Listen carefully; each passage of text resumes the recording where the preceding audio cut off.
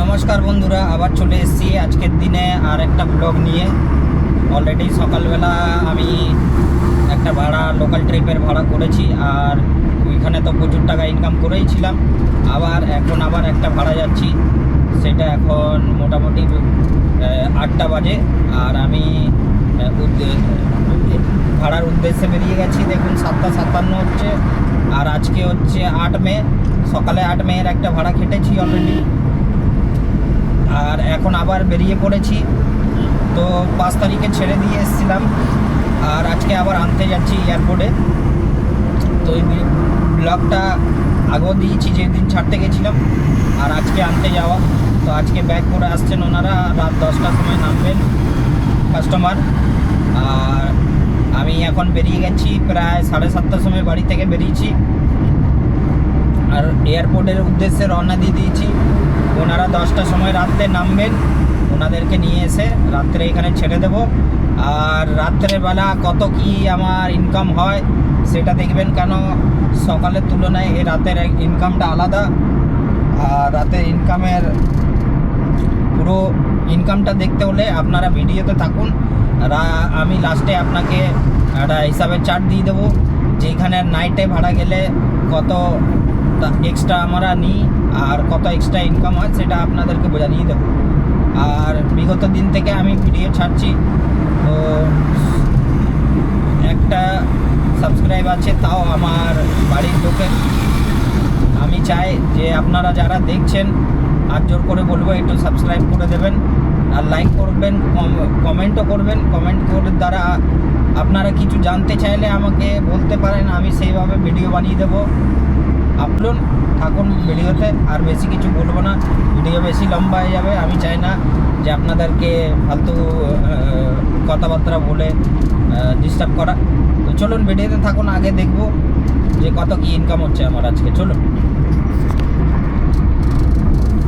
আর এই হচ্ছে Palsit toll tax ঢুকে গেছি। আর আপনারা তো জানেন Palsit toll tax up down হচ্ছে, আপনার আপ ডাউন হচ্ছে 165 টাকা। মানে একবার যদি আসেন বা যান 110 টাকা, আবার যদি আসেন যান তাহলে 55 টাকা, তাহলে টোটাল 165 টাকা আপনার লাগে।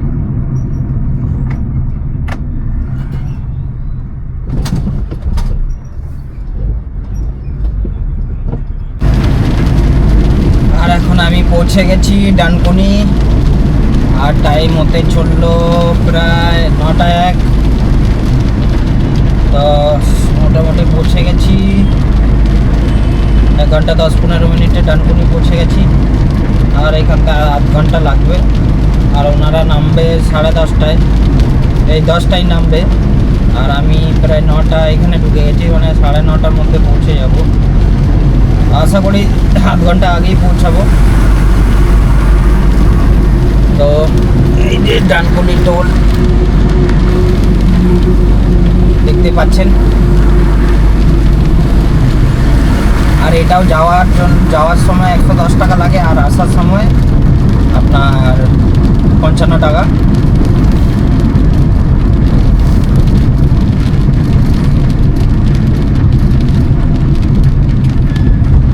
তো এটাও 165 টাকাই লাগে।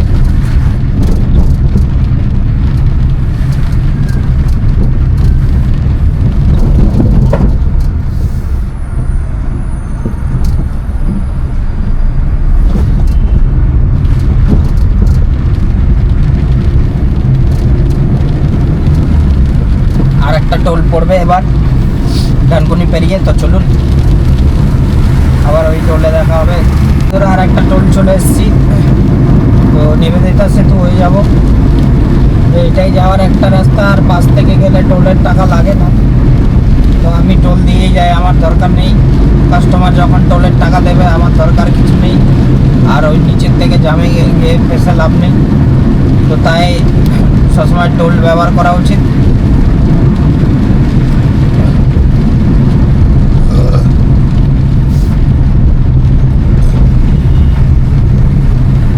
এই টোলটার খরচা হচ্ছে, যতবার আপ ডাউন করবেন 65 টাকা করেই কাটবে।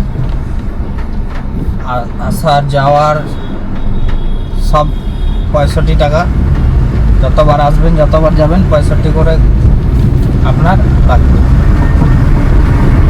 তো চলুন এরপরে এয়ারপোর্টে ঢুকে যাই, তারপরে দেখা হবে আবার।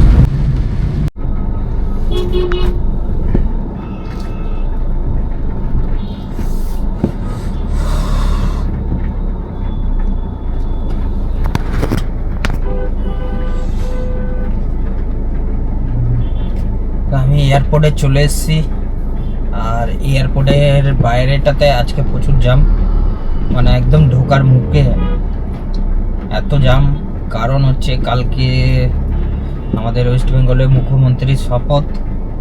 তো সমস্ত ব্যক্তি এবং ভিভিআইপি যারা আছেন সবাই আজকে এয়ারপোর্টে আসছেন, তাই আজকে এখানে একটু ভিভিআইপির জন্য একটু জ্যামটাও রয়েছে, প্লাস চেকিংও চলছে বাইরে, তার জন্য এত জ্যাম এইখানটায়। আমি ঢুকে গেছি আর এখন বাজে 9:47। জ্যামের জন্য দেরি হলো, নাহলে 9:35 আমি ভিতরে ঢুকে যেতাম পার্কিংয়ে। জানি না এখন পার্কিংয়ের ভিতরে কতটা জ্যাম হবে, সবাই পার্কিংয়েই যাচ্ছে মনে হয় আস্তে আস্তে। তো আজকে জ্যাম হচ্ছে, প্রচণ্ড জ্যাম, আর দেখুন প্রচুর জ্যাম।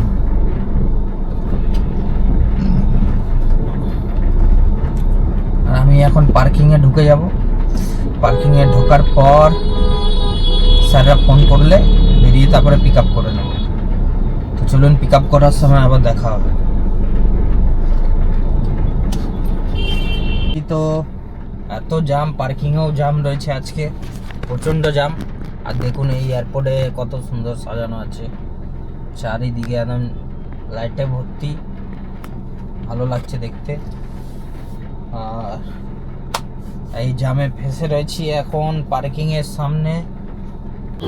তো বন্ধুরা পার্কিংয়ে চলে এসেছি, আর পার্কিংয়ের ভিতরে জ্যাম দেখুন, প্রচুর জ্যাম চারিদিকে। হ্যাঁ, ভিতরে নিচে অত গাড়ি নেই, কিন্তু ঢোকার সময়ও জ্যাম আর বেরোনোর সময়ও প্রচুর জ্যাম। তো এটা বেরোনোর না, এটা পার্কিং থেকে বেরিয়ে আবার যেটা আপনার গেটে যাচ্ছে নিচের দিকে, তো সেইখানটায় জ্যাম হচ্ছে এটা। আর আমাদের স্যাররা ঢুকে গেছেন, যাদেরকে আমি নিয়ে যাব। আর এখন বাজে 10:09, দেখে নিন। আর 104.3 কিলোমিটার হয়েছে, তো 210 কাছাকাছি হয়। আগের দিন 212 হয়েছিল, জানি না এখন কত হবে। তো যাই হোক, এইখান দিয়ে বেরোই দেখি কখন। এখন বাজে 10:10, তাড়াতাড়ি পৌঁছাতে পারলে বাড়িতে একটু ভালো করে ঘুমোতে পারবো, কারণ কাল সকালে আবার 9টার সময় ভাড়া আছে। আবার কালকে দমদম আসবো, এয়ারপোর্টের পাশেই। তো দেখি কখন বেরোয়, আর সঙ্গে থাকুন, লাস্টে হিসাব দেবো আর রাত্রে কটা পর্যন্ত পৌঁছায়। আর রাত্রে আমাদের 11টার পর একটা এক্সট্রা চার্জ নেওয়া হয়, সেটাও আপনাদেরকে জানাবো। অবশ্যই আপনারা সঙ্গে থাকুন, তাহলে লাস্টে হিসাবটাও আপনাকে জানিয়ে দেবো যে আজকের কত কী লাভ করতে পারলাম। তো স্যার চলে এসছে, এবার তুলতে যাচ্ছি, বেরিয়ে যাবে এখান থেকে একবারে বাড়ি।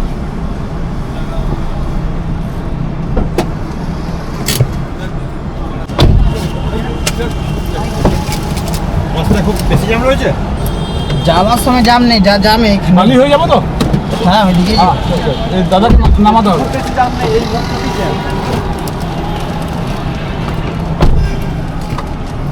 এইখানেই জ্যাম আছে ভিতরটা, আর পার্কিংগুলোতে জ্যাম বেশি। এখানে পরপর মিনিস্টারগুলো আসছে, হ্যাঁ পরপর মিনিস্টারগুলো আসছে। বাইরে জ্যাম নেই, পার্কিংয়ে আর এইখানে জ্যাম। 30টা গাড়ির কনভয় তো বেরিয়ে যাবে, আরো জ্যাম ছিল। এটাই হয়ে গেছে, দাঁড়ান না, এবার খুলুন, এবার খুলুন।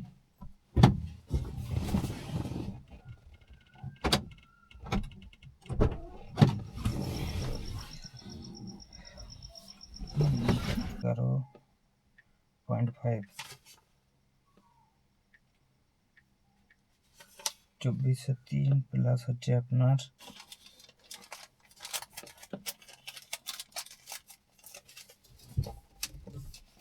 2:30 বেজে গেছে, 1 ঘন্টা আগে ঢুকে যেতাম।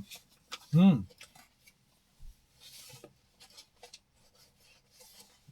চাকাটা ঠিক করার জন্য ভাড়া 9টার সময় আছে। দিয়ে আবার 3200 টাকা না।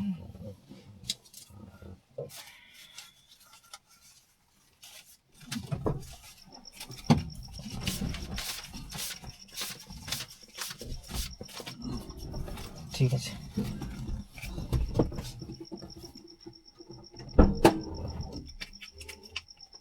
ব্যাগগুলো নিয়েছেন তো?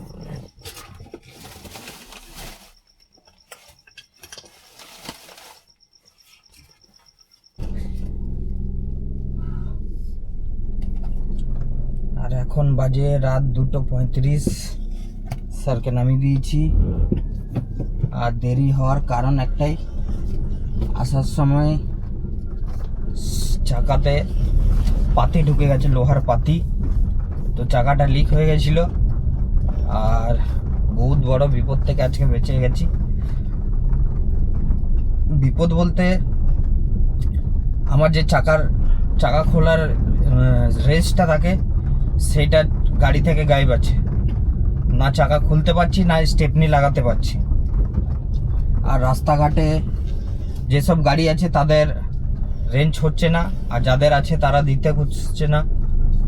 তো এইভাবে অনেকক্ষণ ঘন্টাখানিক ওইখানে মানে দৌড়াদৌড়ি করলাম এদিকে ওইদিকে, কিছু হলো না। একজন দুর্গাপুরের এক ব্যক্তি গাড়ি চালিয়ে যাচ্ছিল, আমাকে দেখে দাঁড়িয়ে বলল কি হয়েছে।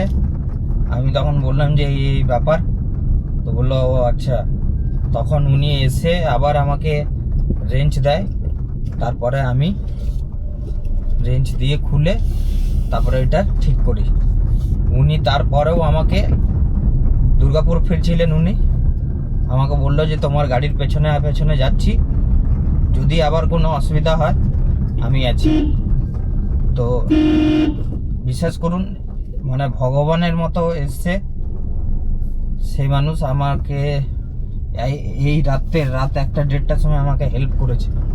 কি বলবো, ওইসব মানুষের জন্য আমি মানে আমার প্রাণ থেকে, তার হৃদয় থেকে আমি তাকে করি, ভালোবাসা জানাই যে এইরকম ব্যক্তি এখনকার দিনেও পাওয়া যায়। আমাকে দেখে অন্তত দাঁড়িয়ে বললো যে কি হয়েছে, নিজে যেচে এসে তার রেঞ্জ দিয়েছে, সে নিজের গাড়ি থেকে 2টো কাঠের টুকরো বার করে দিয়েছে যাতে আমার সুবিধা হয়।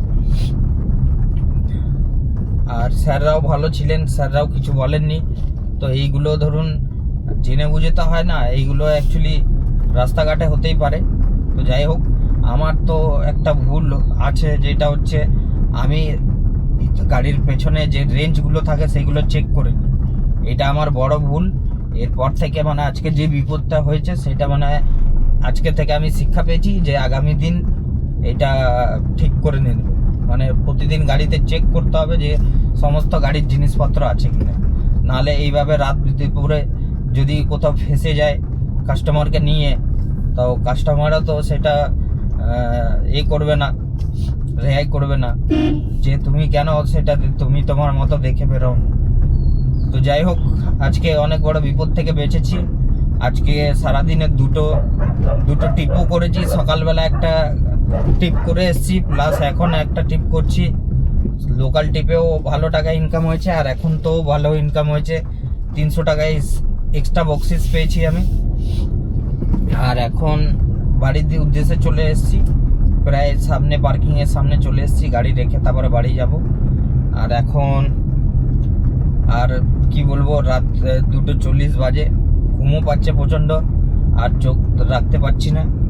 আর এখন আজকে ইনকাম হচ্ছে, আমি এখানে একটা লিস্ট করে দিচ্ছি। আজকে মোটামুটি 209 কিলোমিটার হয়েছে এয়ারপোর্ট থেকে।